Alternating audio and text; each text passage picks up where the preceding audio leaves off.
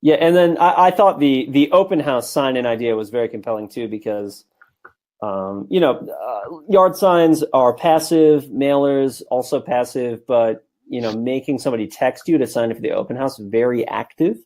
Exactly. And if you can kind of think of anything else like that, it's like if you're making a contest where you're giving away, and like you would typically do that as like a sign in with your name and email. Here, do it as a text, because then you get cell phone numbers and then you have smartphone numbers and you're golden after that. So that's a very good point, Adam. Adam says, just make sure you're following yard sign rules, as some advertising these codes don't follow HOA rules and city codes.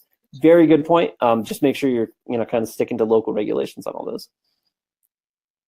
Absolutely. Same goes for if you're doing more traditional stuff like leaving a Texty code in a cafe or something like that. Starbucks is a good example. Starbucks actually doesn't allow for people to do any type of profit-making posts. Oh, really? Oh, okay, very good. Yeah, on their notification boards. But if you have a local company, a local coffee company, 99% of the time they'll let you post a flyer up on there. That's a great place to put a Texty code as well, or even on your business card. Anything you can think of to generate some type of lead generation, whether it be an old school traditional technique, paper and ink, or yard signs, or just throwing it on an advertisement on Facebook as well. That's a moneymaker. And it's a good way for people to give you that phone information, because if they don't answer their text messages, guess what? You can always call them as well. And that's even better. Yeah, absolutely.